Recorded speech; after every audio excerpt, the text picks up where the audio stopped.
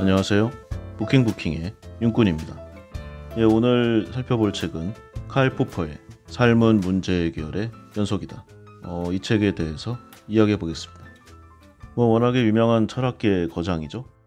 1902년에 오스트리아 빈에서 태어나 수학과 물리학, 철학, 음악 등을 전공하고 철학 박사 학위를 받았습니다. 원래 어린 시절에는 열렬한 마르크스주의자였다고 해요. 그래서 사회민주당의 당원으로 활동한 적도 있습니다. 하지만 곧 이 마르크스주의의 전체주의적 성격을 발견하고 이런 쪽을 아주 좀 싫어했거든요. 그래서 마르크스주의와는 결반한 이후로 본인의 사상을 전개하기 시작합니다. 당시에 유럽의 철학 그리고 사상의 중심지가 이 오스트리아 빈 쪽이었거든요. 그리고 가장 그 중에서도 주류가 논리 실증주의. 칼 포퍼가 여기에 맞서서 이제 반증 가능성을 기축으로 하는 비판적 합리주의를 주창하면서 이제 여러 학계에 이목을 집중시키게 됩니다. 그래서 그의 비판적 합리주의가 20세기 과학 철학의 가장 중요한 공헌으로 손꼽히고 있죠. 그리고 그 이론의 이제 총합체, 열린 사회와 그 적들. 칼 포퍼는 몰라도 이 책의 이름을 아마 들어보지 않으신 분은 별로 없으리라 생각합니다. 오늘날 우리 사회에, 그러니까 열린 사회의 가장 큰 적, 이 플라톤과 헤겔을 지목했는데요. 전체주의 이데올로기의 철학적이면서 사상적인 배경을 철저히 파헤쳐서 당시 철학계에 큰 파문을 일으켰습니다. 이후 제2차 세계대전을 지난 후에는 런던 정경대학의 교수로 초대되어서 후학을 양성했고 기본적으로 전체주의와 오래 싸워왔다고 했잖아요. 그래서 이 사상적 투쟁에 대한 이제 공헌으로 영국 엘리자베스 2세 여왕으로부터 기사자기를 수여받게 됩니다. 그 주요 저작으로 방금 이 열린사회와 그 적들, 끝없는 탐구, 추측과 논박, 그리고 오늘 살펴볼 삶은 문제 해결의 연속이다. 이런 명저들이 있습니다. 그래서 칼 포퍼에 대한 기본적인 내용이 이렇고요. 이게 철학에 대한 이야기잖아요. 철학을 항상 이제 볼 때마다 저도 이런 생각이 들곤 합니다. 솔직히 이런 철학 공부를 해서 이게 얼마나 내 인생에 도움이 될 것인가. 그리고 그 중에서도 고대 철학, 중세 철학, 정말 난해하기도 하고 그 당시에도 그랬겠지만 오늘날의 기준으로는 더더욱 이해할 수 없는 것 천지죠. 그리고 고대의 이야기를 보면은 예를 들어 플라톤이나 아리스토텔레스가 분명 위대한 철학자는 맞아요. 그런데 이 사람들의 주장 중에 일부의 내용이 옳고 위대한 부분이 있는 거지. 그 사람들의 전체 언행 이게 다 맞는 건 아니거든요. 지금 기준에서 보면은 좀 황당한 정말 말도 안 되는 소리가 한두 개가 아닙니다. 그리고 신분제라던가 남녀차별, 국가와 세계관, 기타 지식의 부재와 오류들이 너무 많아요. 당대의 대철학자면서 오늘날까지도 그 이름이 이어져 오는 이런 사람들이 이럴진데 그 당시에 일반 사람들은 얼마나 심했을까. 그러니까 지금이 확실히 발전된 시대가 맞는 것 같습니다. 그래서 아주 당연하게도 옛 것에서 차용해야 할 것은 그 생각하는 방식과 사고의 흐름이지 그들의 결과물들이 아니다. 이런 얘기를 짚고 넘어가고 싶어요. 철학 공부는 이제 최신 학문과 꾸준히 피드백을 하면서 주거니 받거니 하면서 진보하는 학문이라고 생각합니다. 다시 말해 철학을 공부한다. 그러면 최신 트렌드라던가 뉴스, 토픽, 각 주제에 관한 심층 기사, 그리고 자연과학도 들어가겠죠. 이런 주변의 내용들을 꾸준히 병행해야 철학의 진정한 힘을 느낄 수가 있고 우리 인생에 도움을 받을 수 있다고 봐요. 그래서 그 흐름을 보면은 각 주제와 사고관, 그리고 학문적 성향에 따라서 다를 수 있지만 근대 이후로 철학 계보를 살펴보면 대략 지금 말씀드린 내용과 같다고 할 수 있어요. 고대나 중세 철학도 이제 볼 내용이 많아요. 그런데 좀 흥미도 면에서 떨어진다는 개인적인 생각이 있습니다. 그래서 제가 보기에 이 철학은 이제 중세 이후로 이제 근대 철학부터 공부를 하고 여기에 이제 재미와 어떤 공부할 점을 발견한다. 그러면 과거로 넘어가 보는 것도 괜찮으리라 생각을 해요. 그래서 그 사상의 흐름을 보면은 먼저 합리론과 경험론의 대립이 있습니다. 이후로 독일 관념론이 나오고 여기에 공리주의가 붙으면서 이제 의심의 3대가 이 3명에 걸출한 사람들이 나오게 돼요. 이후에 이제 현상학, 실존주의라고 하는데 이런 내용들이 주류가 되었다가 이후에 시간을 갖고 이제 포스트 모더니즘, 후에 분석 철학 이런 쪽으로 넘어가게 됩니다.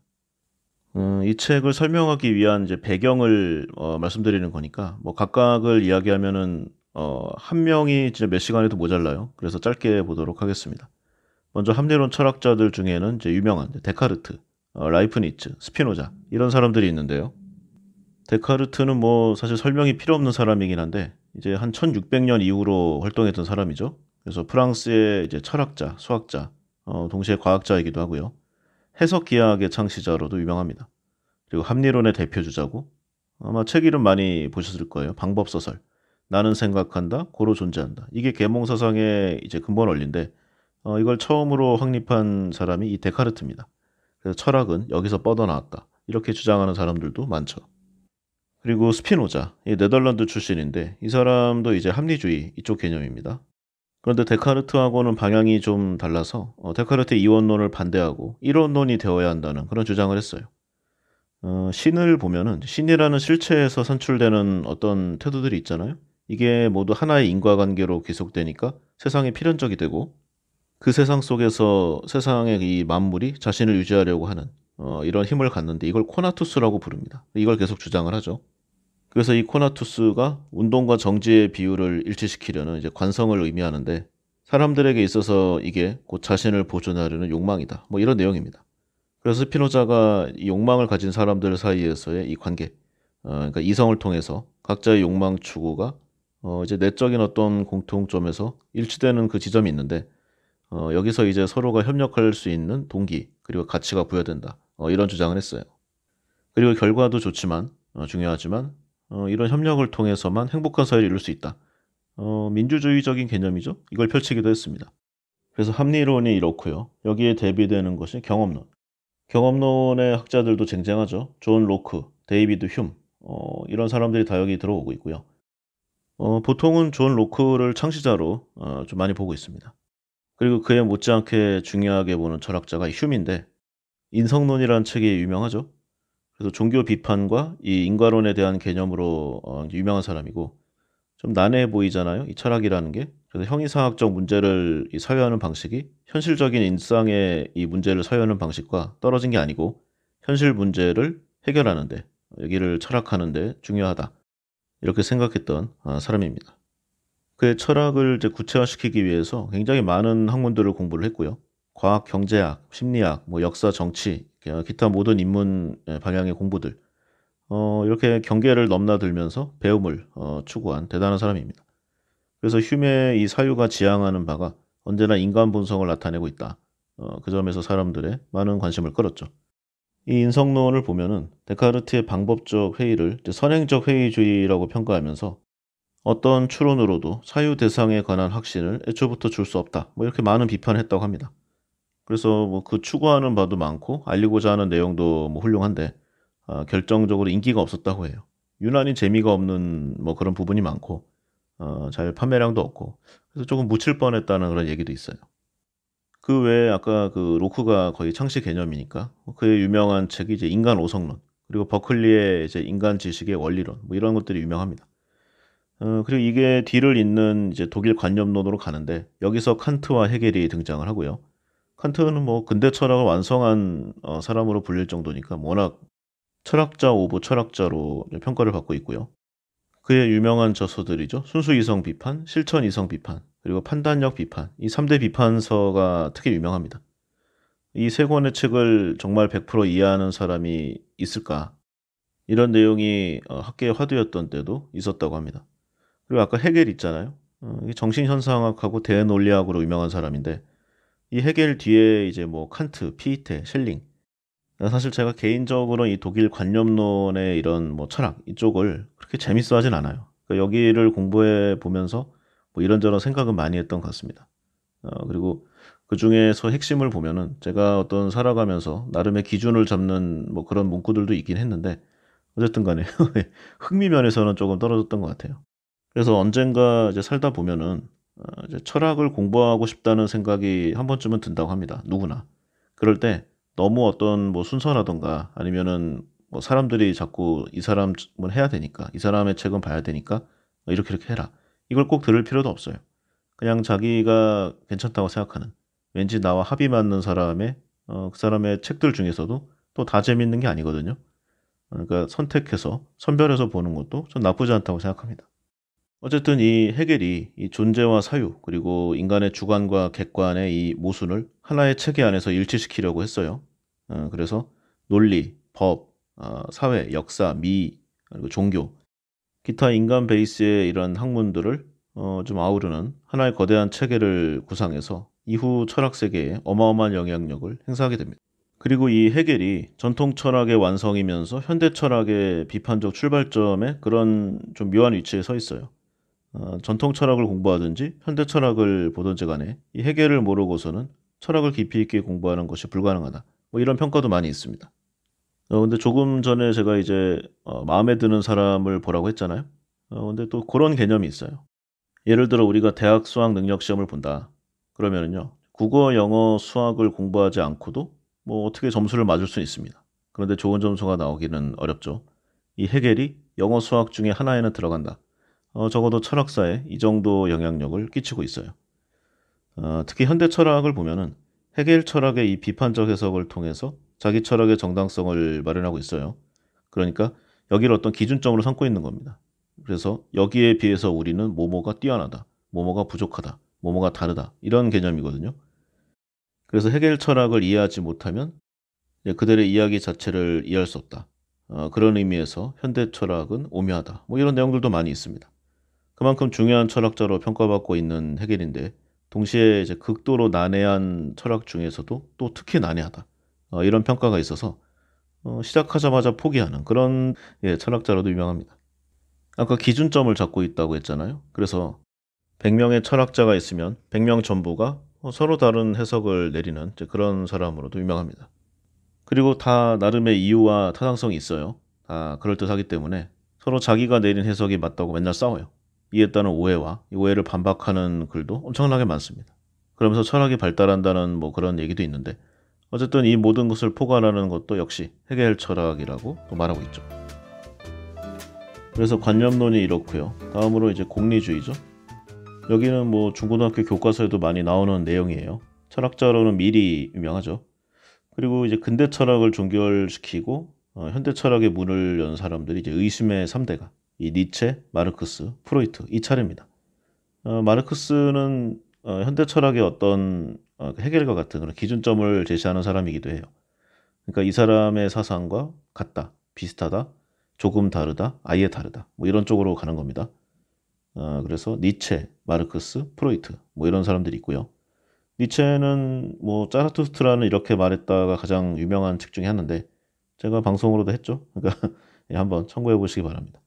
마르크스는 뭐 워낙 유명하고 그리고 프로이트도 방송을 했는데 자꾸 이렇게 말씀드리다 보니까 광고하는 것과 같은 뭐 그런 건 아니고요.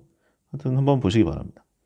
잠깐 정리를 하면은 휴먼 이제 분석 철학, 그리고 칸트는 현상학, 실존주의, 그리고 니체는 이제 포스트 모더니즘 이런 방향으로 계승된다고 보면 돼요.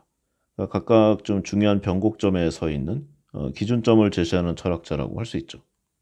그리고 다음이 현상학과 실존주의. 여기에서는 뭐 하이데거, 사르트르 이런 사람들이 유명한데 현상학이라고 하면은 이제 에드문트 후설에서 시작한 현대 철학으로 볼 수 있어요.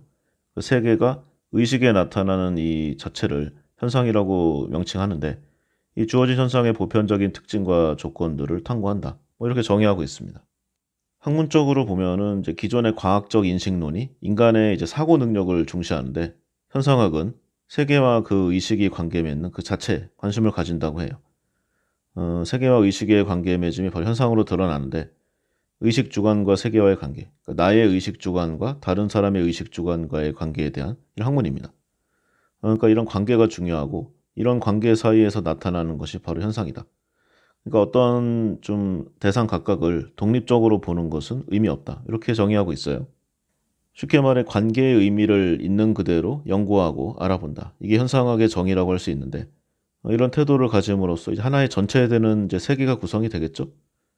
그래서 문학, 뭐 미술, 역사, 과학적인 것도 마찬가지고 심지어는 이제 뭐 오컬트나 약간 토속 신앙 뭐 이런 쪽도 해당이 됩니다. 그래서 이런 각각의 세계관들이 인간 삶의 구체적인 모습과 어떠한 의미로 합쳐지는가, 어떠한 의미들을 갖는가, 여기에 어떤 기준점을 제시해주는, 어떤 논리를 제시해주는 이제 그런 의미가 있다고 봐요.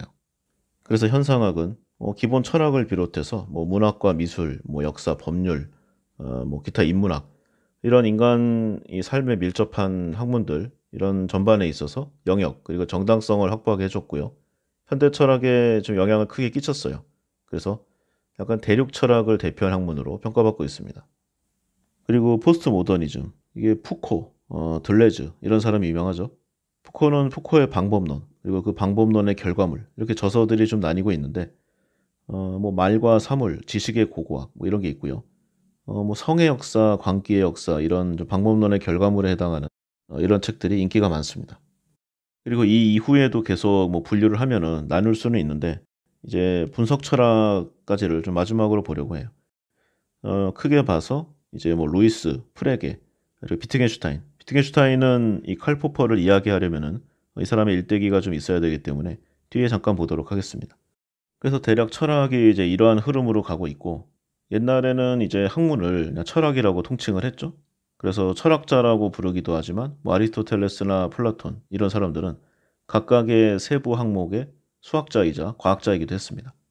그런데 여기서 이제 학문이 분류되고 나눠지고 특정 부분을 집중적으로 공부하니까 각각의 분화가 일어났겠죠.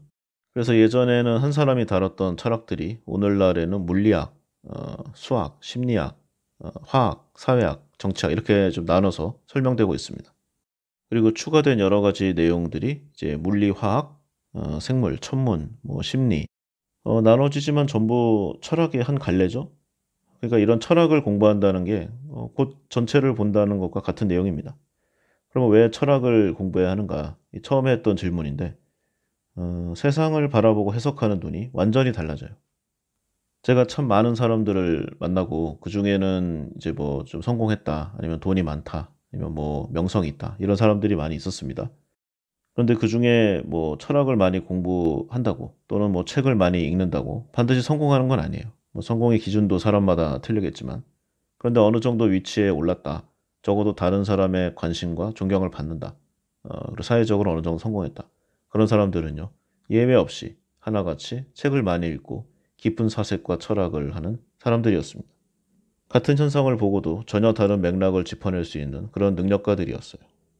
역사는 반복되고 항상 똑같은 수법이 동원됩니다. 누가 진실을 숨기고 왜곡하는지, 거짓 속에 진실을 감추어 놓는지를 항상 생각해 보게 돼요. 그러면 오늘날 내가 생각하고 행동하는 것이 온전히 나의 사회에 의한 것이 아님을 확실히 알 수 있고 느낄 수 있게 될 것입니다. 그 대상은 정치가가 될 수도 있고 어떤 좀 종교 지도자가 될 수도 있어요. 그래서 분명히 세상은 커뮤니케이션의 관계입니다. 꼭 그것이 물질적인 것이 아니어도 상관은 없지만 분명한 것은 주고받아야 된다는 거예요. 그런데 항상 내가 찾아가고 항상 내가 일방적으로 갖다 바치고 항상 내가 을의 위치에 있다면 이것은 잘못된 관계입니다. 그런데 사람들은 대부분 독립적인 어떤 의지를 갖고자 하는 기본 인간의 욕구가 있어요. 그래서 본능적으로 이걸 거부합니다. 그래서 상대방은 자신만의 특화된 무기, 그것이 설득이든 아니면 협박이든 아니면 매수든 간에 이런 온갖 방법을 써서 나의 의지 그리고 나의 오성을 약간 좀 비틀어 놓으려고 노력을 많이 하죠. 그래서 어떤 좀 계기로 인해서 누군가에게 빠져 있는 그런 사람들에게 제대로 된 내용을 알려주기가 쉽지 않았습니다. 그러니까 아무리 얘기해도 속이에 경일 게였어요. 그런데 이 책과는 별도로 제 개인적인 느낌으로는 철학적 사고와 인간 오성 외에도 잘못된 사상을 바로 잡을 수 있는 어떤 힘이 있다는 걸 알았어요. 그게 바로 분노와 욕망입니다. 제가 이 얘기를 한번 전에 한 것 같긴 한데 제 지인 중에 한 명이 좀 예전인데 좀 이상한 좀 종교에 빠진 적이 있었습니다. 그러니까 정상적인 간판을 달고 있지만 그 내용이 여러 가지로 이상해서 거기 이제 그만해라. 뭐 만약에 그 종교를 믿고 싶으면은 개인적으로 따로 하던가 다른 곳으로 가던가 해라. 근데 아무리 얘기해도 안 통하는 겁니다. 근데 어느 날 제가 그토록 오랜 시간 노력을 해도 안 통하던 게 하루만 해결이 됐어요. 그 종교 지도자의 21살, 22살인가? 그 아들이 포르쉐 911, 이거 포르쉐 중에서도 뭐, 그건 좀 비싼 축에 들거든요. 그걸 타고 오는 거예요. 그래서 보통은 이제 공영 주차장 같은 데 세우고 이제 걸어서 온다고 하는데, 근데 그날은 무슨 일이 있었는지, 뭐 짐을 내릴 게 있었는지, 하여튼 그 장소 바로 앞에 이제 쓴 거예요. 그래서 무슨 뭐 물건을 내리고 있었는데, 조금 있다가 온 이제 그 친구의 아버지가 이제 얼굴이 사색이 돼서 얼른 가라고 막 손짓을 했다는 겁니다. 이걸 본 순간 이제 제 지인이 갑자기 머리에 번개가 치듯이 무언가를 깨달았다고 해요. 이건 무언가가 잘못됐다. 아무리 객관화된 증거, 그리고 자료, 그다음에 설득, 그다음에 진심 어린 호소를 해도 꿈쩍도 않던 그 친구가 자기보다 10살이나 더 어린 이제 사람이 이런 고급차를 몰고 왔다. 여기에 충격을 받아서 이제 그 종교를 버린 거죠. 사실 산뜻한 결말은 아닙니다. 뭐 지극히 제 개인적인 생각이지만 어떤 좀 정신적인 뭐 성찰이라든가 아니면은 고뇌에 의해서 결과값을 갖고 온 게 아니라 그냥 분노잖아요. 그리고 약간 좀 억울하다. 그런 감정의 결과가 이렇게 된 건데 이건이야 뭐 그렇게 됐겠지만 이 사람이 제 지인이 나중에도 이런 현명한 선택을 내릴 수 있을 것인가? 아니나 다를까 이후에도 이런 잘못된 결정과 선택을 하는 것을 좀 몇 번 봤습니다. 철학보다 더 강한 것은 인간의 본성인가? 제가 좀 이런 부분에 대해서 생각날 때마다 떠오르는 에피소드인데 아직까지도 정확한 제 나름의 결과를 아직 못 가진 듯해서 아쉬움이 큽니다. 자, 그래서 배경이 되는 이제 철학사에 대한 내용이 이렇고요. 이제 칼 포퍼를 이야기해 보면은 이제 가장 중요한 것은 이제 반증주의입니다. 그러니까 과학 실증주의는 틀렸다는 그의 이론인데 당시 논리 실증주의자 이 철학의 대세인 그런 시대였어요. 그래서 논리적으로 확실하거나 아니면 경험적으로 검증할 수 있는 명제만이 의미가 있는 내용이다. 이렇게 주장을 계속했는데, 그러니까 형이상학적인 좀 관념적인 내용을 의미 없는 것으로 보고 있는 거죠. 그래서 과학 지식만을 철학의 대상으로 여기는 이제 그런 사조입니다. 그런데 칼 포퍼가 보기에 그들이 내세운 검증 원리가 이제 약점이 있다고 본 거예요. 먼저 무엇이든 엄밀하게 정확하게 검증한다는 게 불가능하다는 이제 그런 의견을 가지고 있었습니다. 그러니까 세상에 인간이 정확하게 알고 검증할 수 있는 게 얼마나 되겠으며 그리고 이제 휴미 이런 말을 했잖아요. 내일 또 해가 뜰 것이라고 어떻게 확신할 수 있는가? 그러니까 귀납 논리로 보면은 지금까지 계속 해가 떠올랐으니까 내일도 뜨겠지. 그러면은 그 논리에 의하면은 맞는 말입니다. 하지만 같은 결과가 많이 나온다고 어떤 절대적인 진리가 반드시 계속 영원히 보장되는 것은 아니죠. 다시 말해서 귀납적으로 어떤 명제의 참과 거짓을 확실히 검증할 수 없음을 이 칼포퍼가 지적을 한 겁니다. 그래서 논리 실증주의자들의 검증 원리는 그들이 좀 몰아내려고 했던 형이상학은 물론이고 그들 자신이 이제 옹호하려고 했던 과학적 지식까지도 부정하는 결과를 낳았다. 이렇게 말을 했어요. 그러면서 칼포퍼가 제시한 내용이 이제 반증 가능성 원리인데 과학 이론은 검증될 수 없어도 반증될 수 있다. 뭐 그 말이 그 말이 아닌가 할 수 있는데 칼포퍼의 반증주의 원리가 이 멘트에 잘 요약되어 있다고 할 수 있습니다. 그러니까 아무리 많은 실험의 반복도 과학 이론을 확실히 검증해 주지는 못하지만 그 이론이 틀렸다는 것을 증명하는 데는 단 한 번의 부정적인 실험 결과로 충분하다는 거죠. 예를 들어서 까마귀는 검은색이잖아요. 그러면 모든 까마귀는 검은색이다라고 이제 명제를 할 수 있는데 전 세계에서 이제 수십억 마리의 검은 까마귀가 있을 거 아니에요. 근데 어느 날 이제 알비노 그러니까 흰 까마귀 한 마리를 찾아내면은 이 모든 까마귀는 검은색이다라는 거를 이제 반증하는 그런 증거가 되잖아요. 그래서 이 검증 원리와 반증 가능성 원리를 계속 이야기를 합니다. 그리고 조금 더 나아가서요. 칼포퍼가 이와 같은 반증 가능성을 통해서 좀 과학적인 이론과 비과학적인 이론을 구분해 놨습니다. 그래서 칼포퍼가 보기에 마르크스의 역사 철학은 사입이에요.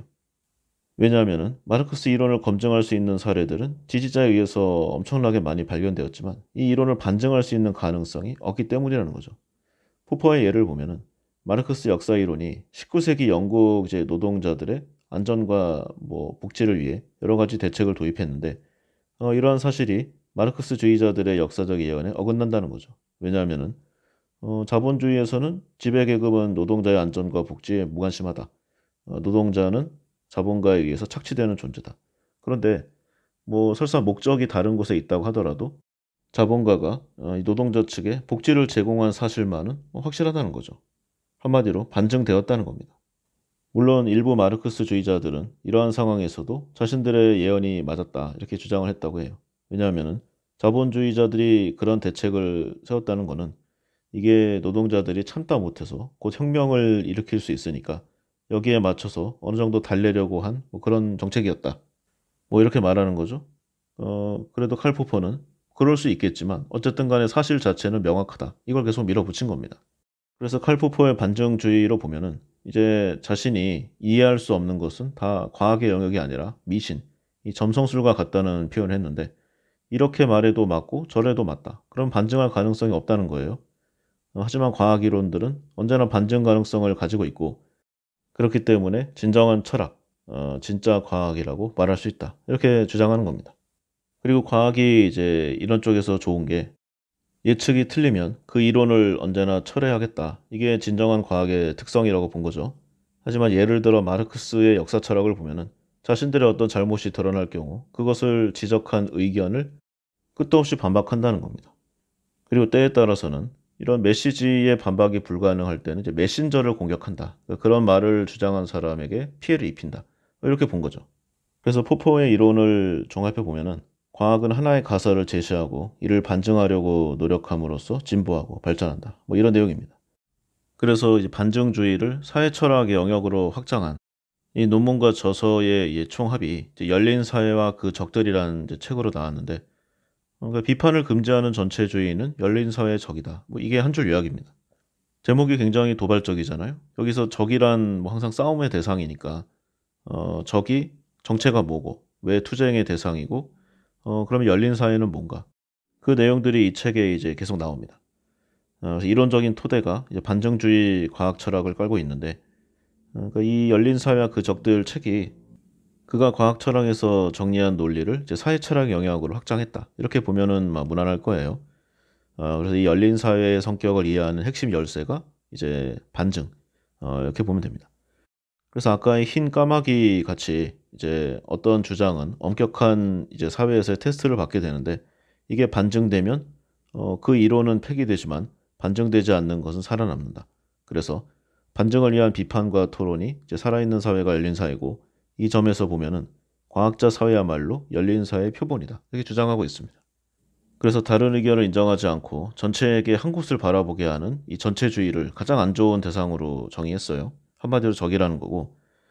그리고 이뿐만 아니라 결국 그 이론이 전체주의 쪽으로 좀 경도하게 되는 플라톤과 헤겔도 아주 강하게 비판을 합니다. 그리고 자유민주주의 치세에서도 열린 사회와 그 적들이 되기는 또는 나타나기는 어렵지 않다고 말을 했어요. 예를 들어 소수의 기득권층이 서로 간에 막 인맥, 혼맥 이런 네트워크로 각종 막 입법과 사법, 행정 이걸 좌지우지하잖아요. 여론도 막 흔들고 있고.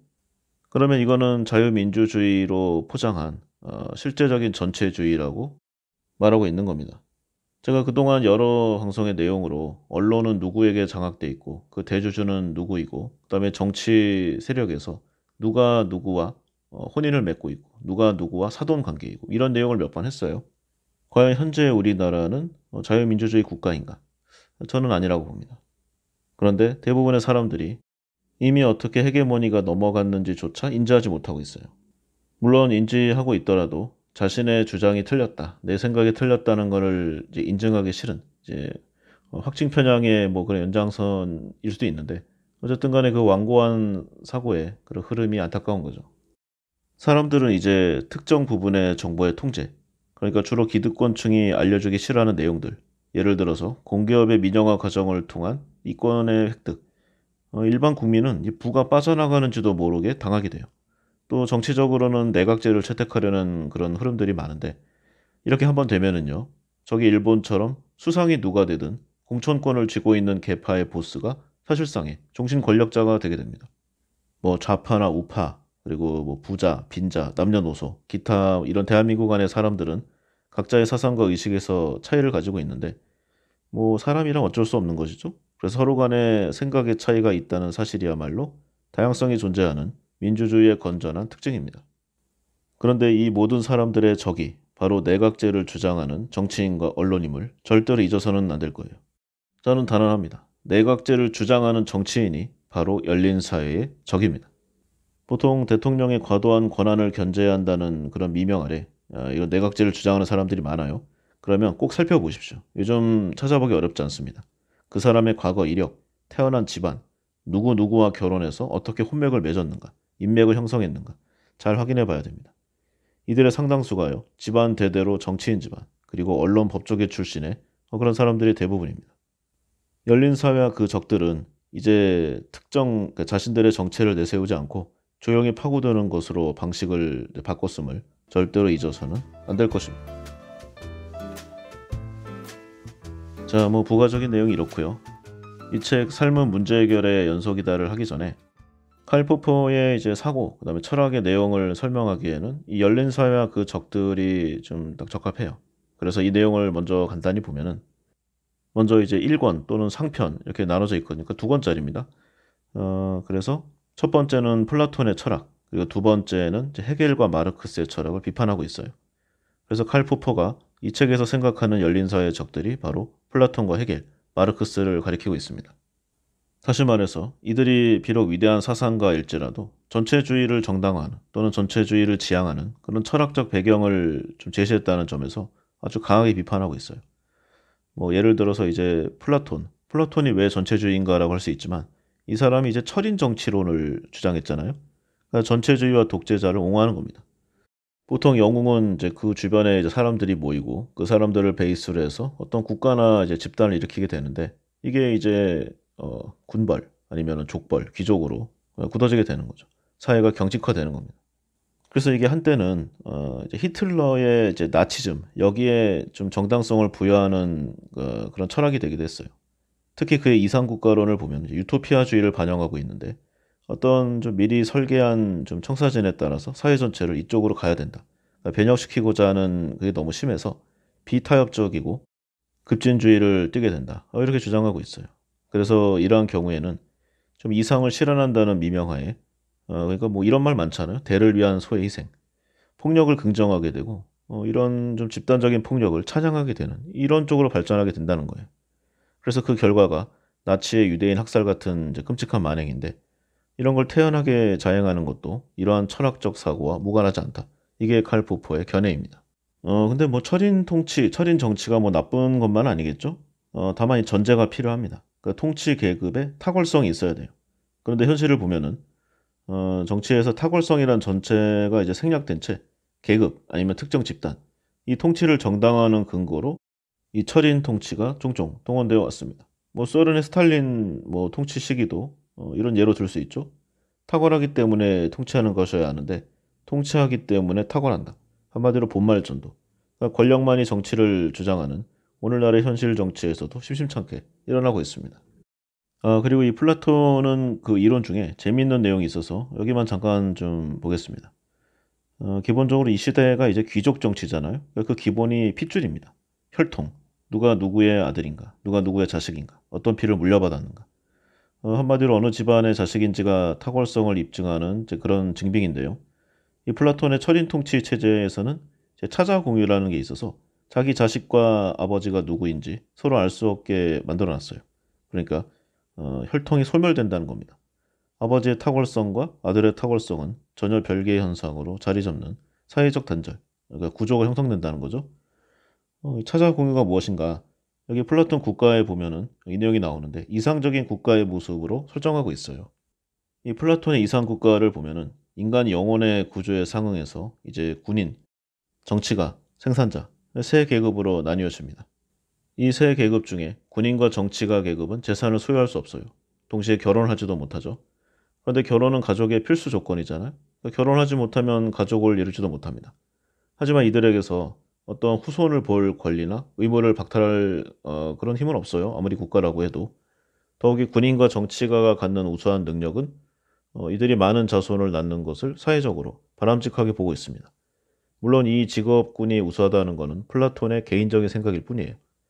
그래서 아내를 두되 각 계급 구성원들 모두가 이걸 공유합니다. 그러니까 지금의 기준으로는 뭐 어림도 없는 내용이죠. 어이도 없고. 어쨌든 이 기준에 의해서 아내를 공유하기 때문에 이 아내들이 낳은 아이들이 누구의 아이인지 확인할 수가 없습니다. 그래서 모든 아이들을 각 계급 구성원 모두가 공동으로 양육할 수밖에 없게 되죠. 참 듣기만 해도 짜증나는 내용들인데요. 보통 그리스 시대가 이러한 사고방식의 전형들입니다. 당시를 보면은 전쟁이 많고 힘이 우선시되는 시대의 대표적인 때라고 해도 지나치지 않아요. 한마디로 남성 우월주의 사고방식들이 난무하는 것이 이 시대의 특징인데 그 정도가 참으로 못 볼 수준입니다. 어쨌든 플라톤이 이러한 구상을 한 이유는 이상 국가에서는 이 군인과 정치가가 공익을 위해 봉사하는 사람들이란 그런 인식이 있기 때문이에요. 즉 이들에게 사유재산이나 가족을 허용한다면 공익보다 사익을 추구할 가능성이 높기 때문에 그럼 좀 난리가 나겠죠. 권력이 있는 사람들이 사익을 추구하면. 그래서 이를 방지하기 위해서 만들어진 내용이다. 이러한 해석이 많습니다. 자, 뭐 이 내용이 이렇고요. 이 플라톤이 또 과두제를 주창했는데 이 철인 통치는 귀족정을 원천 배제하고 있습니다. 혈통 자체가 존재하지 않기 때문인데 자신이 전혀 어떻게 할 수 없는 이 핏줄, 그 대신에 노력 여하에 따라서 자신을 입증할 수 있는 그 역량을 이 탁월성의 근거로 보고 있잖아요. 그래서 철인 통치는 민주적이다. 이런 주장을 했습니다. 그런데 여기서 과두제와 민주주의가 만나는 이런 이론의 역설이 발생하게 돼요. 그러니까 그의 주장이 이거죠. 통치 집단은 공동이고 모든 식사도 함께하고 뭐 가족도 공유하고 한마디로 자기 몸 말고는 아무것도 소유하지 말라는 겁니다. 그러니까 통치하되 그러니까 권력은 행사하되 아내와 자식을 개별적으로 소유하지 말고 개인적으로는 재산도 갖지 마라. 상상해 보면은 이런 결론에 도달할 수가 있죠. 그런 사람이라면 진짜 국가와 사회를 위해서 봉사하게 되리라. 그리고 철학과 국가 권력을 그런 형태로 결합시키고 그들에게 아름다운 이성, 그리고 자신의 권력과 재산을 물려줄 자식을 배제한다. 그러면 그들은 정말로 국가와 사회의 공적인 존재, 이 공복이 될 수밖에 없을 것이다. 이렇게 생각을 한 겁니다. 아주 지극히 남성 우월주의의 진짜 옛날 생각인데 어쨌든 이 플라톤이 보기에 모든 현실 정치에서 당연히 남성 중심으로 본 거죠. 그래서 여자와 자식, 돈 이게 반드시 이 권력과 권력의 부패, 그러니까 결국은 국가의 실패로 연결이 된다고 본 겁니다. 그러면 이런 플라톤이 제시한 굉장히 사회 공산주의적인 동시에 진정한 민주주의적인 이 통치계급 육성 시스템 평가는 어떠한가? 만약에요, 뭐 절대 그럴 리는 없겠지만 이게 아주 아주 정상적으로 동작이 된다. 그러면은 괜찮은 제도라고 생각합니다. 괜찮은 정도가 아니라 완벽하다고도 할 수 있죠. 다만 이 시스템에는 치명적인 약점이 있는데 지금까지 현실에서는 실현 불가능하고 앞으로도 절대로 있을 수 없는 그런 제도다. 이게 약점이 아닐까 합니다. 그런 연유로 플라톤에게는 이상주의자라는 이제 좀 낙인이 찍히게 되는데 만약 이상주의를 벗어나서 현실의 적합성을 모색하게 된다. 그러면 이제 앞에서 이야기한 이 치명적인 약점으로 인해서 이상주의가 이제 그 전체주의로 가겠죠? 타락을 면하기 어렵다는 겁니다. 그래서 정도의 차이만 있을 뿐 모든 이상주의자는 몽상가이고 현실적으로는 실패한다. 이런 결론이 가게 되는 거죠. 그래서 이 내용 말고도 좀 더 있는데요. 열린 사회와 그 적들이 대략 이러한 내용입니다. 그래서 마르크스에 대한 내용은 뭐 대부분 잘 알고 계시고요. 그리고 예전에도 좀 했고, 그러니까 어떻게든 알고 있습니다. 네, 그리고 플라톤은 좀 좋은 쪽으로만 너무 알려진 듯해서 이 칼 포퍼의 책을 배경으로 해서 좀 한번 이야기를 해봤어요. 그리고 이 칼 포퍼가 기본이 반증주의잖아요. 그러니까 누군가와의 대립, 어떤 주장과의 대결 이렇게 이야기하는 게 좀 이해가 빠릅니다. 그래서 그 대상이 되는 사람이 바로 비트겐슈타인. 비트겐슈타인이라고 하면은 예전에 그 타임지 선정 20세기 가장 영향력 있는 인물 중에서 순수 철학자로는 유일하게 선정된 사람입니다. 예전에 제가 그 고등학교 때 그 유난히 좀 자신을 좀 지식인이라고 생각하는 친구가 하나 있었어요. 그런 것 치고는 공부를 좀 많이 못했는데 근데 그 친구 집에 가면은 이 비트겐슈타인의 전신 포스터가 떡하니 방에 걸려 있었죠. 그래서 주로 스스로를 의식이 있는 사람, 뭐 깨어있는 사람 이렇게 생각하는 사람들에게 우상이자 롤모델 그런 역할을 많이 했다고 합니다. 그리고 이 사람 사진을 붙여놓은 이제 그런 사람들도 많고요. 그러면 어떤 사람이었는가? 뭐 똑똑한 건 당연하고요. 스타일 자체가 엄청난 카리스마를 뿜어내는 그런 사람이었다고 합니다.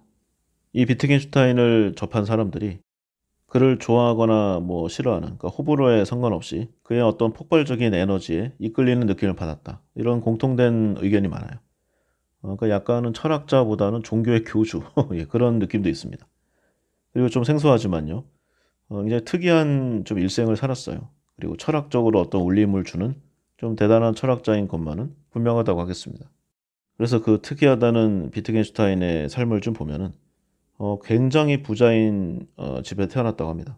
오스트리아에서 거의 탑, 한 나라에서 두 번째 가는 부자였다고 합니다.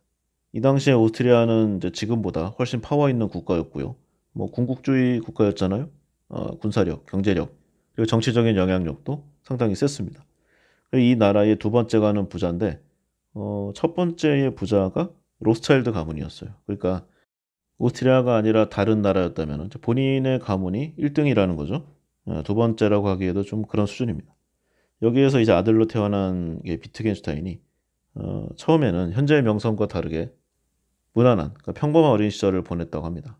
뭐 공부를 그렇게 잘하지도 못했고, 그리고 이 집안에는 이제 비트겐슈타인보다 그의 형, 이게 세계적인 피아니스트라고 해요. 그리고 그 나라에서도 미술로 좀 한가락했던 그 누나들이 계속 집안의 사랑을 독차지했습니다.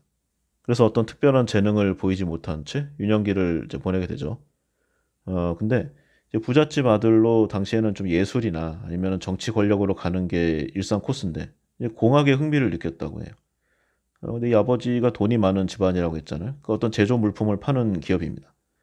당연히 아버지의 사업과 이 공학은 관련이 있어요. 그래서 원래는 이제 극심한 반대를 받아야 되는데 뭐 자식이 이 사람 말고도 몇 명 더 있었고 그리고 집안의 가업을 이을 수도 있겠다. 그런 희망으로 이제 김나지움에 입학을 시킵니다. 근데 여기서 만났던 사람 중에 유명한 사람이 아돌프 히틀러. 예, 같은 학교를 진학해서 같이 찍은 단체 사진이 남아 있다고 해요. 그러니까 아주 근거리에서 서로를 보면서 지낸 거죠. 근데 이후에 유대인인 비트겐슈타인하고 홀로코스트의 장본인인 히틀러. 전혀 다른 방식으로 유명세를 떨치게 되죠. 그래서 김나지움에 진학을 해서 이제 평범한 공학도의 길을 걷고 있는데 이제 공학을 공부하다 보니까 그 기초가 수학이잖아요. 이게 관심을 가지게 돼요. 그리고 수학을 공부하다 보니까 이제 오름에 대한 이제 의문이 떠올랐다고 합니다. 진정한 오름은 무엇인가? 수학의 오름을 증명해주는 기초는 무엇인가? 한마디로 철학사조에 눈을 뜨게 된 건데 이렇게 수학의 기초를 찾는 과정에서 이 분야 최고의 권위자이자 20세기 가장 유명한 철학자들인 이 러셀과 프레게를 만나게 됩니다. 케임브리지 대학으로 러셀을 직접 찾아갔다고 하는데 자신의 진로 고민을 했다고 합니다. 그러니까 철학을 공부해야 할지 아니면 다시 공학으로 돌아가야 할지 이 판단 근거를 좀 물어보러 갔다고 해요. 그래서 비트겐슈타인이 한마디로 자신이 철학으로 대성할 사람인가 아닌가 이걸 좀 판단해 달라는 부탁을 하게 됩니다. 그래서 러셀이 판단 근거를 보기 위해서 비트겐슈타인에게 어떤 철학적 주제를 하나 주고 글을 써오게 시키는데 이 답안의 글을 쓴 비트겐슈타인의 글을 보고 러셀이 완전히 반했다고 해요. 자네는 반드시 철학을 해야 되는 사람이다.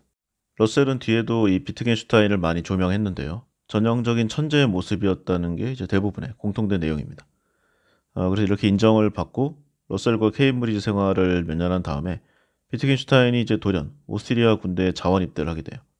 여기에 대해서는 뭐 설이 분분한데 여러 가지 인생에서 가장 극적인 자극을 얻고자 했다는 좀 설이 설득력이 있어요. 그래서 이 군 생활 중에 집필한 것이 비트겐슈타인 생전에 유일하게 완성된 저작 논리 철학 논고입니다. 제목만 들어도 좀 어렵죠? 왠지 읽기 쉽지 않을 것 같은 그런 느낌이 오는.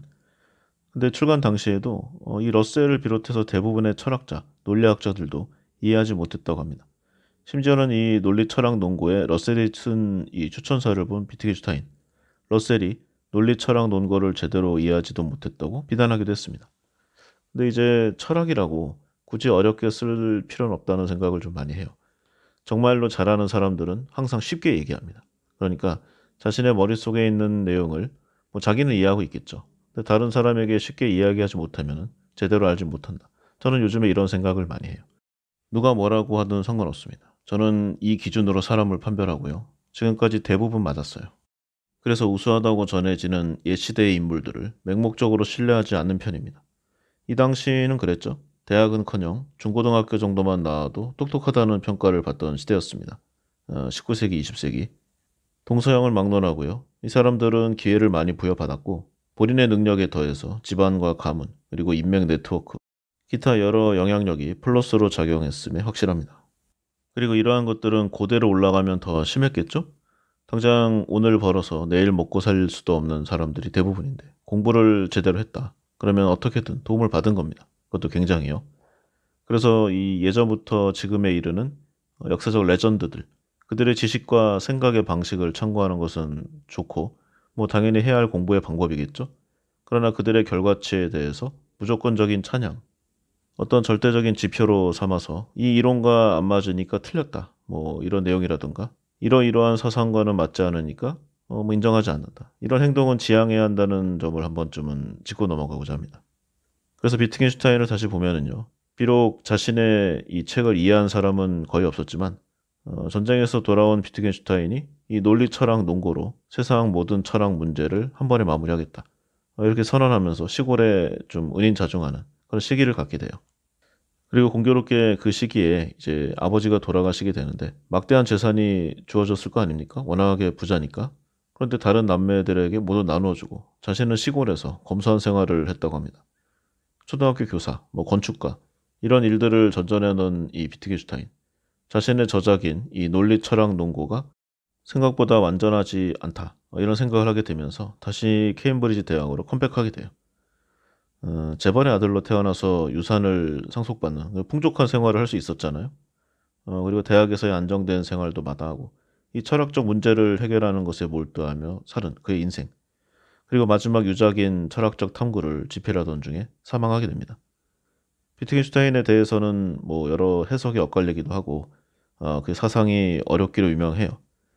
그리고 이제 논리 철학 논고를 집필하고 세상 모든 철학 문제를 끝냈다라고 선언을 하게 되는데 간단히 말하면은 당시의 철학은 존재란 무엇인가 그리고 수는 실제하는가 이런 문제가 대두되던 그런 시기였습니다.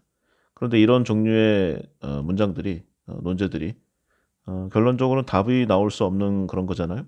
그러니까 어떠한 답을 이야기해도 스토리를 붙일 수가 있어요. 그래서 의미 없는 토이다. 이게 비트겐슈타인의 핵심입니다. 이 비트겐슈타인의 유명한 말 중에 하나가 말할 수 없는 것에는 침묵해야 한다인데 우리가 실체를 표상하는 것들에 대해서는 뭐 이런저런 내용을 말할 수 있겠죠. 그런데 그 이외의 것들에 대해서는 이제 말하는 것이 의미 없다. 이런 표현입니다.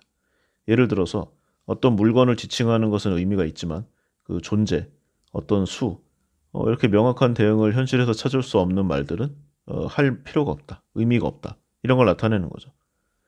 이런 맥락에서 비트겐슈타인이 모든 철학 문제를 끝내고 철학을 그만뒀다. 이렇게 표현했던 것입니다. 그래서 이런 인물이 바로 비트겐슈타인인데 이 사람이 이제 이 방송의 주인공 칼 포퍼와 격돌하게 되는 사건이 일어납니다. 때는 1946년 이제 토론 서클 회원들이 킹스 칼리지에 모였어요. 여기에 이제 케임브리지 대학의 철학 관련 이제 사람들이 다 모여 있었고 여기 초청 강연자가 바로 이 칼 포퍼였어요. 당시에 이 열린 사회와 그 적들이라는 책이 이제 막 출간됐거든요. 그래서 전체주의를 가차없이 비판하던 이 칼 포퍼. 이제 막 유명세를 올리기 시작하던 이제 그런 때였죠. 그리고 그의 강의를 듣는 청중 중에는 논리 실증주의에 맥을 잇는 비트겐슈타인 그리고 그의 스승격인 이 버트런드 러셀 이런 사람들이 있었습니다. 세 명 다 당대 철학 거두들이었는데 이렇게 한자리에 모이기도 참 쉽지 않아요. 그래서 여기서 칼 포퍼가 이제 철학의 기본적인 본성에 관해서 이제 강의를 하고 있었는데 그 주장이 검증 가능한 것만 과학이라는 이 논리 실증주의 여기에 맞서는 거라고 했잖아요. 한마디로 완벽한 검증은 불가능하다. 뭐 이런 건데 지금 바로 칼 포퍼의 앞에 이 논리 실증주의의 중심이면서 각각 한 성격하기로 유명한 사람들이 있으니까 여기서 아무 일 없이 그냥 지나간다. 이게 더 이상한 일일 거예요. 아니나 다를까. 바로 비트겐슈타인과 논쟁이 벌어집니다. 칼 포퍼가 철학적 문제가 존재한다고 주장을 하니까 비트겐슈타인이 존재하는 것은 수수께끼뿐이다. 바로 반박을 합니다.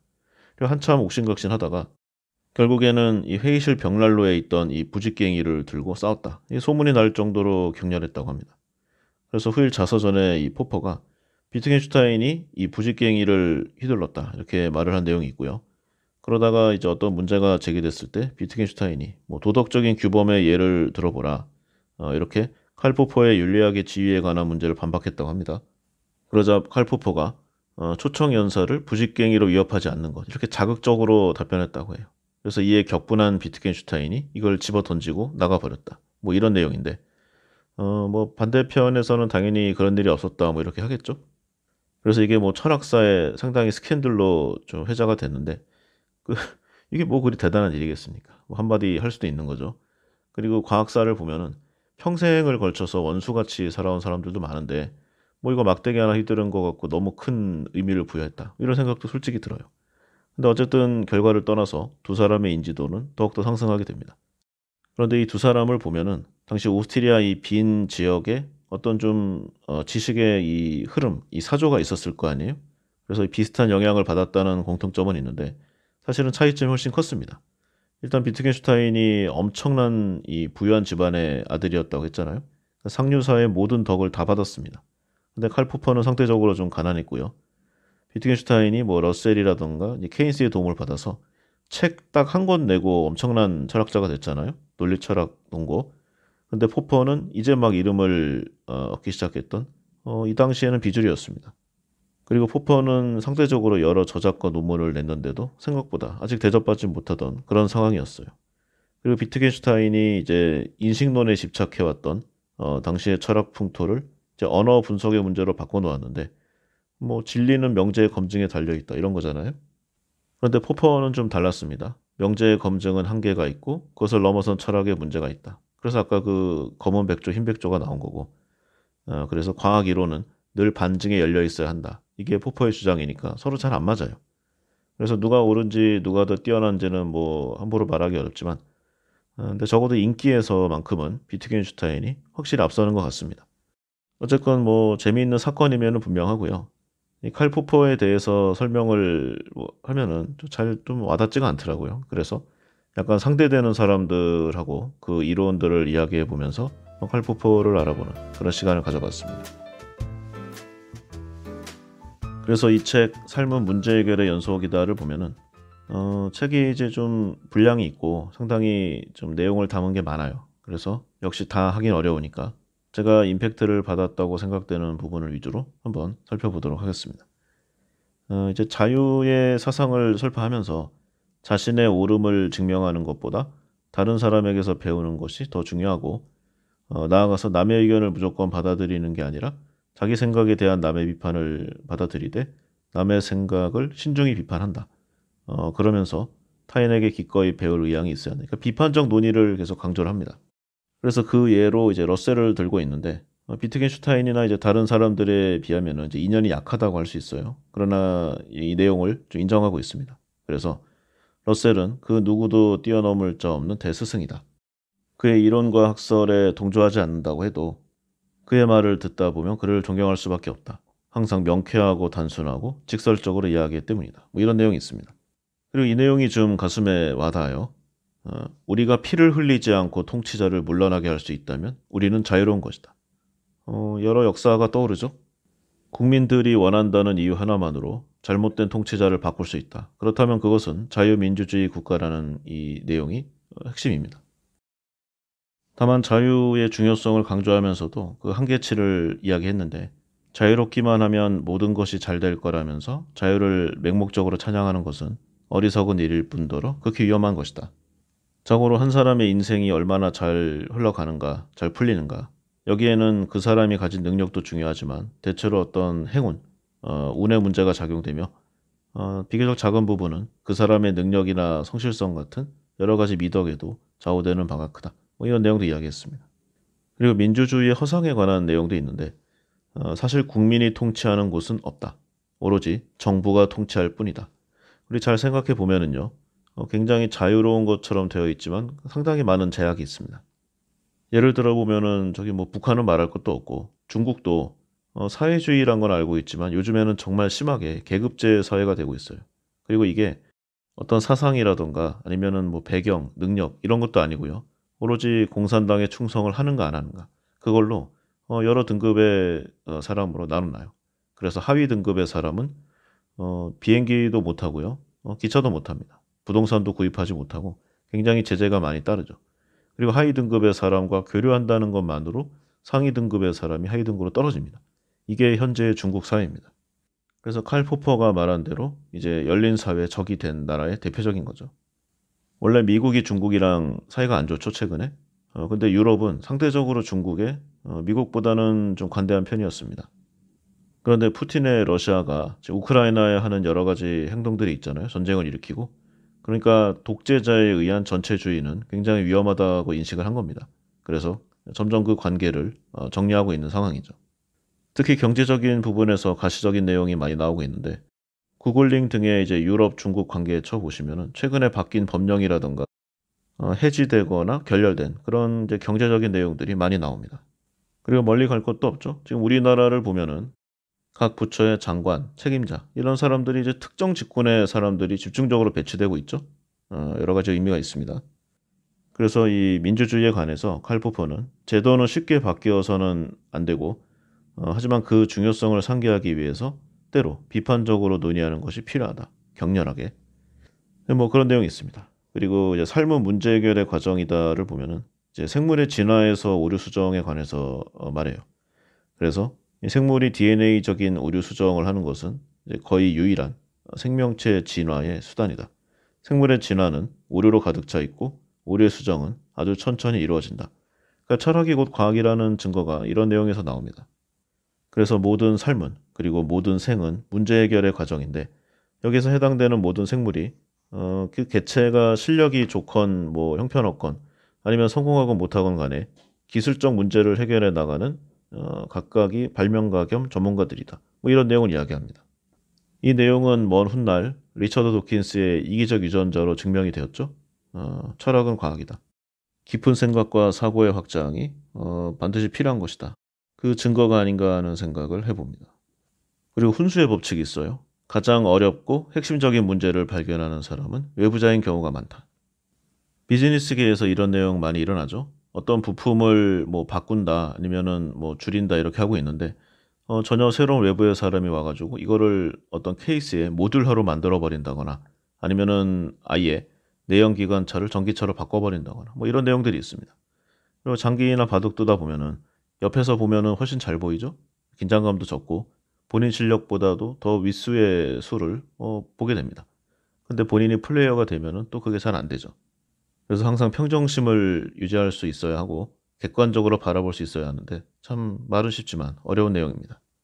그리고 또 이런 멘트도 있어요. 초상화를 남기는 것은 영원히 살고 싶은 욕망의 표현이다. 이 내용이 좀 특히 와닿는 게 관련된 영화가 좀 생각이 나는 부분이 있어서 그렇습니다. 예전에 보면 이제 오스카 와일드가 쓴 소설이죠. 도리언 그레이의 초상. 이게 영화로 많이 됐는데 저는 영화로 이제 세종윤가를 봤어요. 오스카 와일드가 쓴 유일한 장편 소설인데 개인적으로는 저 예전 영화가 더 재밌었습니다. 그러니까 이 영화가 어떤 좀 블록버스터라든가 아니면 대규모의 물량 공세가 필요 없는 좀 드라마 같은 좀 영화의 성격이 있어요. 그래서 오랜만에 좀 옛날 걸 찾아서 봤는데 이제는 좀 시간이 많이 지난 듯합니다. 너무 올드해서 상대적으로 좀 재미가 떨어졌고요. 그래서 최근적으로 한번 이야기해 보겠습니다. 예전에 보면은 그 젠틀맨 리그라는 액션 영화가 있었어요. 여기 이 도리언 그레이가 등장합니다. 반전의 중심에서 악역으로 나오는데 이 젠틀맨 리그는 영화 제목 그대로 어떤 특별한 능력을 가진 사람들이 모여요. 그리고 그들 무리 중에 한 사람이 불사신의 능력을 가진 이 도리언 그레이입니다. 총탄이 아주 빗발처럼 쏟아지는데 아무리 맞고도 끔찍하지 않아요. 그리고 영화의 마지막 부분에서 이제 가슴에 칼이 찔린 상황에서 자신 대신 늙어가고 흉측해져가는 자신의 초상화를 보게 되는 이 도리언 그레이. 초상화 속에 젊고 잘생긴 자신의 모습이 바뀌는 그런 운명을 맞고 먼지가 되어 사라지는 그런 최후를 맞습니다.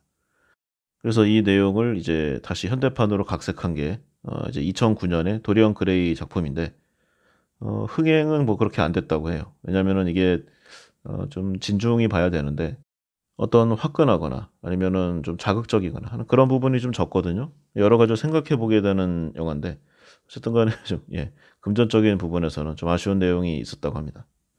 그래서 제가 본 영화는 이제 콜린 퍼스가 주연을 한 영화인데 콜린 퍼스라고 하면 이제 나니아 연대기에서 나온 사람입니다. 그래서 영화를 보면은 이 주인공 도리언 그레이가 자신의 초상화를 그린 이 바질 호러드라는 사람을 살해한 다음에 그 시체를 담았던 여행용 가방을 제 강물에 버리는 좀 충격적인 오프닝으로 시작됩니다. 그리고 왜 이러한 사건이 생겼는지를 이제 몇 년 전 상황에서 이야기하고 있죠. 도리언 그레이가 이제 주인공인데 할아버지 사망 이후 할아버지의 대저택이 있는 런던으로 오는 이제 그런 장면이 이어집니다. 여기서 피아노 독주회를 여는데 아까 죽은 사람 있잖아요. 이 바질 호러드. 이 사람이 이제 도리언 그레이가 워낙 잘생겼으니까 이 외모에 흠뻑 빠져요. 그래서 이 사람의 초상화를 그리게 됩니다. 그런데 원래도 잘생겼는데 초상화가 더 잘 그려진 거예요. 그야말로 영혼을 팔아서라도 평생 초상화처럼 영원히 그 모습을 유지하고자 간절히 원하게 됩니다. 이게 화근이 되죠. 도리언 그레이의 뜻대로 소원이 이루어지게 됩니다. 한편 이 그림을 그린 이제 바질의 친구 중에 헨리라는 사람이 또 있어요. 이 사람이 워낙 좀 뻔뻔하고 친화력이 좋고 능수능란합니다. 말도 잘하고. 이제 도리언에게 접근한 다음에 점점 그를 타락의 길로 빠뜨려요. 그리고 이 사람이 이제 계속 이 타락의 강도를 높여가는데 도리언 그레이가 점점 안 좋은 행위를 하고 점점 방탕한 생활을 할수록 신기하게도 이 초상화 속이 점점 더 험상궂고 늙은 모습으로 변해갑니다. 그리고 아주 남봉꾼 같은 생활을 하던 이 도리언이 그때 사귀던 여자친구를 버리게 되고 끝내 그녀를 자살하게 만들어 버립니다. 근데 이거는 이 도리언에게도 큰 상처를 주게 돼요. 그래서 잠깐 방황하다가 결국 더욱더 깊은 이제 나락의 길을 걷게 되고 이젠 아예 돌아오지 못할 정도로 빠져들게 됩니다. 그리고 마침내 그의 초상화를 그린 바지를 살해하고 그 시체를 강물에 던지는 이런 상황까지 오게 되죠. 그리고 세월이 좀 흐릅니다. 그런데 그는 여전히 초상화가 처음 그려졌을 당시에 그 아름답고 좋은 그 젊음을 계속 유지하고 있죠. 젊은 시절에 이 도리언 그레이와 육체적인 사랑을 나눴던 수많은 여성들도 이제 모두 할머니가 됩니다. 이때쯤 되자 사람들도 뭔가 이상한 걸 눈치채죠. 이제는 뭐 동안 정도가 아니에요. 이건 인간이 아니다. 뭔가 다른 존재다. 이거를 좀 느끼고 좀 그를 멀리하게 됩니다. 그리고 도리언의 비밀을 밝히고자 집요하게 추적하던 아까의 그 헨리. 마침내 이 비밀의 원천인 그레이의 초상화를 발견하게 되고 그 베일을 걷게 돼요. 그리고 괴물로 변한 이 초상화에게 불을 던집니다. 그리고 나서 헨리가 그레이의 마지막 연인이 된 자신의 딸을 현장에서 발견하고 함께 도망가게 돼요. 그래서 불타는 자신의 초상화를 보고 이제 얼마 안 있어 곧 모든 것이 끝남을 직감하게 된 도리언. 직접 이 자신의 초상화에 칼을 꽂습니다. 그 순간 자신은 초상화의 흉측한 모습으로 변하고 도리언 그레이는 불에 타서 사라지게 되죠.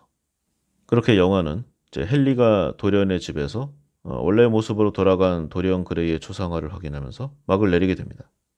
원작과는 조금 달라요. 원작에는 뭐 헨리의 딸과의 로맨스도 없고 그리고 초상화가 불타는 사건도 일어나지 않아요. 근데 영화가 조금 더 좀 임팩트가 있고요. 여러모로 극적인 재미가 있어서 이 버전으로 이야기해봤습니다.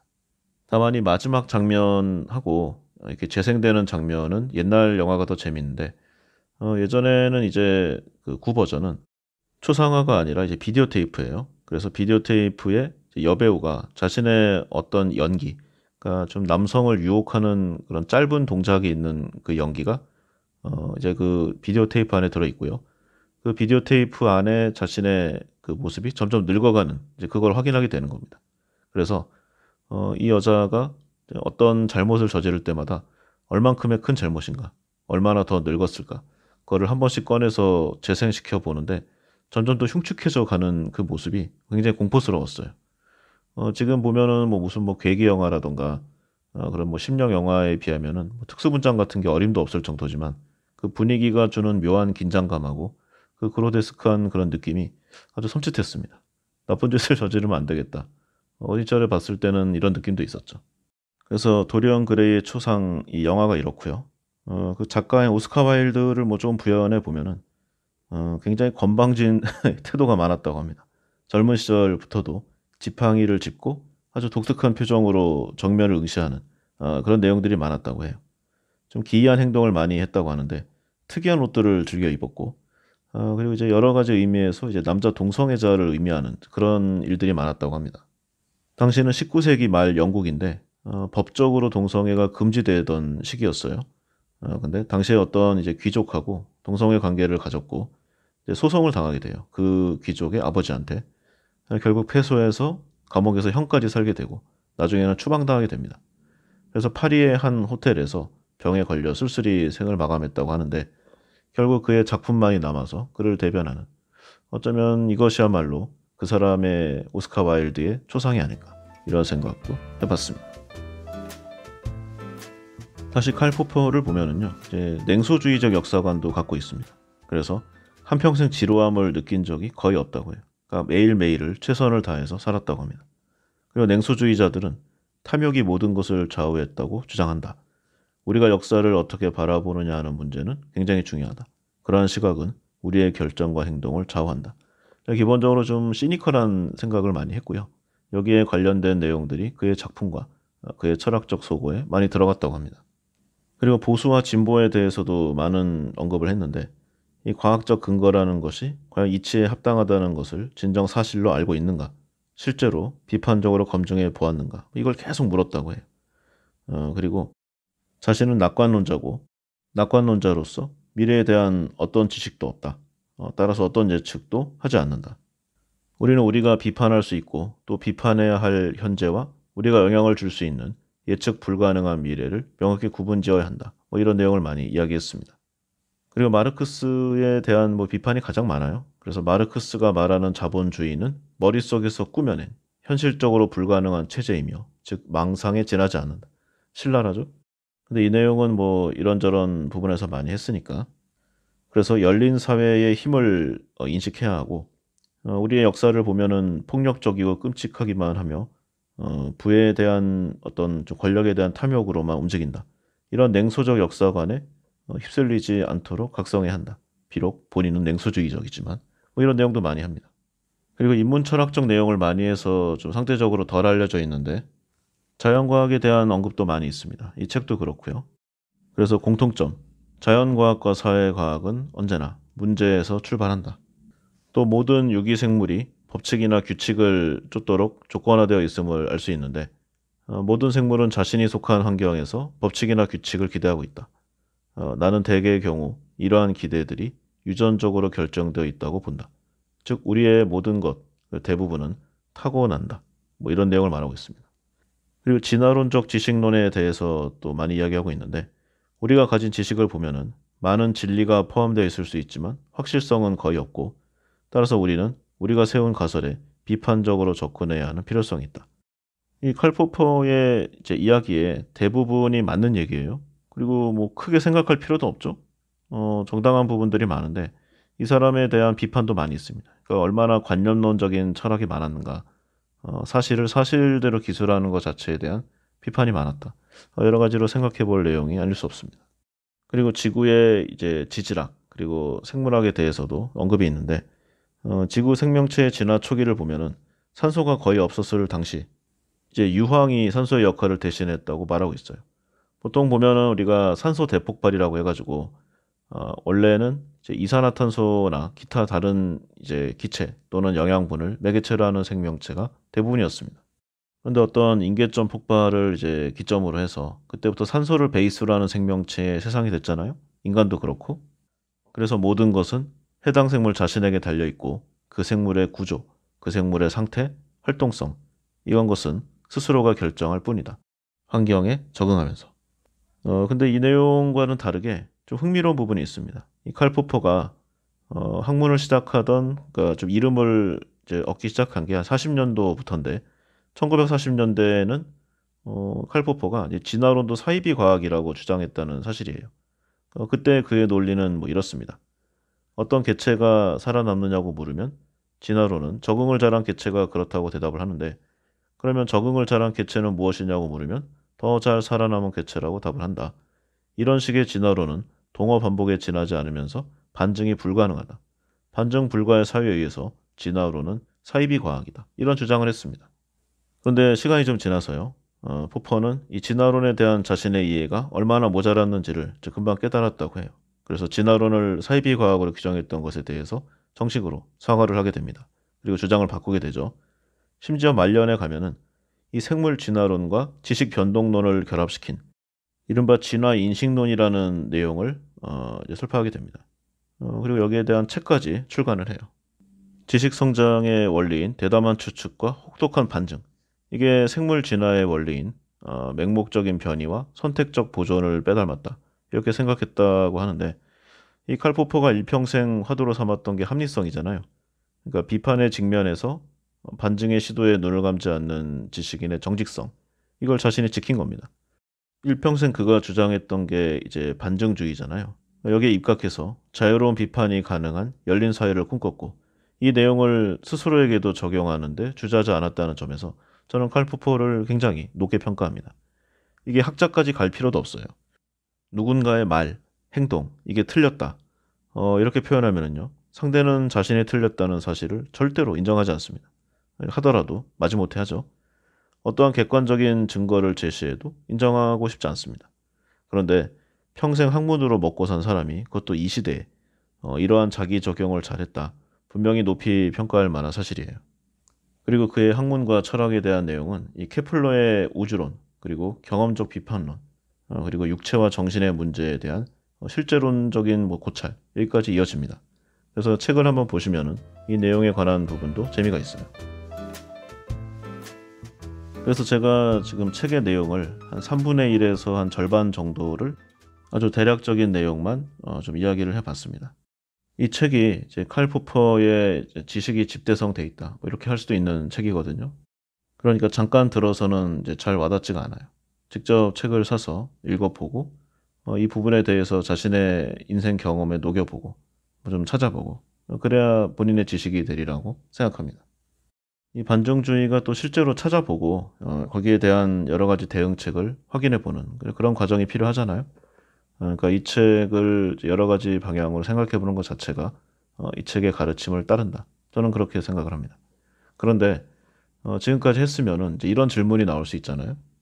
그러면 칼 포퍼란 사람이 반증주의란 거를 주창했다. 그건 알겠는데, 아니 그럼 도대체 그거를 어디다 써먹는가? 그래서 한번 좀 관련된 사례를 찾아봤는데요. 우리가 이제 가장 절실한 상황에서 찾아가는 곳이 이제 병원이잖아요. 그 몸이 아플 때 그때가 가장 겸손합니다. 사람의 마음이 원래 그래요. 그래서 병원과 그러니까 치료 여기와 이 반증주의를 결합해 보면은 이러한 결론치를 이끌어낼 수 있습니다. 예를 들어서 여러 병원에서 진단을 받아봤는데 좀 만족할 만한 내용이 없었어요. 그런데 대학병원이나 종합병원도 아니고 어떤 좀 상대적으로 좀 케이스가 적은데 이 병의 획기적인 치료를 주장하면은 그에 대한 반증적인 생각을 해봐야 됩니다. 물론 다른 쪽에서는 잘 못 고치는 그런 병을 여기서는 잘 고치는 명의 이를 수도 있겠죠. 그런데 만약에 명의라고 하면은 환자나 보호자는 좋아하지 않을지라도 치료의 한계에 대해서 명확히 얘기하는 그런 사람들이 보통 명의의 범주에 들어갑니다. 그렇지 않은 사람들은 이제 환자가 어려운 상황에서 아픈 몸을 이끌고 지금 내 앞에 왔잖아요. 그러니까 구세주를 원하고 있는 겁니다. 여기에서 100% 완치를 운운하면서 이제 환자를 끌어들이죠. 반증주의를 생각해 봐야 됩니다. 그리고 임상시험 결과가 아니라 어떤 유명인, 탤런트, 배우 아니면은 비슷한 특정 환자의 치유 사례를 내세우면서 홍보하는 그런 병원이 있어요. 왜 그 유명한 사람이 아니라 일반 환자는 치료 데이터가 없는지 의심이 됩니다. 그리고 특별한 이유가 없이 보험이 잘 적용되지 않고 특정 치료라고 하면서 비보험이다. 비용이 굉장히 비싸다. 그러면 그런 치료에 대한 신뢰도도 떨어지는 겁니다. 그리고 어떤 치료법을 이제 이야기하고 사례도 있다고 하는데 그 사례에 대한 공신력도 없지만 그 근거를 물으면은 이건 특허다. 비밀이다. 이걸 내세우는 이런 병원 아니면은 그런 의료인 조심해야 됩니다. 그리고 만약에 특허가 있다면 특허 번호만 쳐보면 되거든요. 그러니까 이게 비밀이 아니에요. 그리고 의료법이라고 하는 것은 매달 또는 매주 각 의학 저널에 계속 공지가 됩니다. 이거를 구체적으로 실행하는 그 의사나 이제 병원의 이제 기술이 중요한 거지 단순히 어떠한 기술이다는 명칭을 감출 필요는 없잖아요. 그러니까 이상한 겁니다. 그러니까 말이 반증주의라고 이렇게 어렵게 표현한 거지 사실을 확인하는 거예요. 엄밀히 검증입니다. 그리고 일반 상식적인 기존 의학을 이제 전면 부정하면서 이건 오로지 자신만이 치료할 수 있다. 그럼 이것도 이상하겠죠? 보통 사람을 이제 혹세무민하는 대표적인 아이템이 신비주의하고 현대과학 음모론입니다. 그러니까 나만이 할 수 있다는 거죠. 그 다음에 자기가 이런 독특한 치료법을 가지고 있으니까 다른 이제 메이저 병원들이 자신을 탄압한다. 그러나 언젠가는 인정받을 것이다. 이거 잘 되면 노벨상이다. 이거는 바로 뛰어나와야 됩니다. 그리고 조금만 물어보거나 좀 질문이 많거나 좀 의심하게 되면은 법적 대응, 소송 이런 거 말하면은요 볼 것도 없습니다. 그 다음에 이제 광고를 많이 하는 그런 클리닉 아니면은 병원. 광고는 그냥 했겠습니까? 광고비를 많이 줬을 테니까 이거 해소해야 됩니다. 광고비를 해결하려고 무리한 치료를 권할 가능성이 높아요. 그리고 다 그런 건 아니겠지만 뉴스, 방송, 대담 프로 아니면 TV 프로 이런 방송에 유난히 많이 나오는 사람들 있잖아요. 당연히 조심해야 됩니다. 진짜 훌륭한 의사들은요, 연구원들은 진료나 연구하는 데 바빠서 다른 데 시간을 내기가 정말 어렵습니다. 생각해 보면은 너무나 당연하고도 확실한 상식에 가까운 내용이에요. 여기서는 대표로 이제 의료, 병원에 관한 이야기를 했지만 다른 모든 분야에도 동일하게 적용됩니다. 그래서 철학은 사실 우리 일상생활에서 나오는 여러 좀 내용들의 그런 사례일 뿐이에요. 그래서 철학적인 사고를 한다. 곧 이 책의 주제인 삶은 문제 해결의 연속이다. 이 연속되는 문제를 해결하는 것이 바로 철학적 사고고, 사고의 이전에 문제를 인식해야 하며 문제를 인식하기 위해서는 의심을 해야 됩니다. 그래서 사물에 대한, 그리고 슬프지만 사람에 대한 의심을 해야 된다는 것이죠. 이런 내용이 이제 이 책의 대부분의 내용입니다. 어렵지만 재미있고 우리가 삶을 살아가는데 꼭 필요한 이 지적 자양분들이 가득합니다. 시대를 초월해서 더욱 빛을 발하는 칼 포퍼의 사상. 우리가 살아가며 대면하는 많은 문제들. 주로 이제 문제라고 하면은 이제 어려움, 고통을 수반한 내용들이 많겠죠. 그것과 대면해서 극복할 수 있는 삶의 문법을 제시하고 있습니다. 그래서 이 책을 읽고 우리 주위에서 일어나는 여러 내용들을 이 공식에 대입해서 잘 생각해 보면은 그다지 해결되지 않는 일은 많지 않을 것이다. 저는 이런 결론을 한번 내려봤습니다. 냉소주의적 역사관을 가지고 있지만 인간은 발전할 수 있다는 낙관주의도 동시에 견지한 최후의 계몽주의자 칼 포퍼. 오늘은 여기까지 하겠습니다. 감사합니다.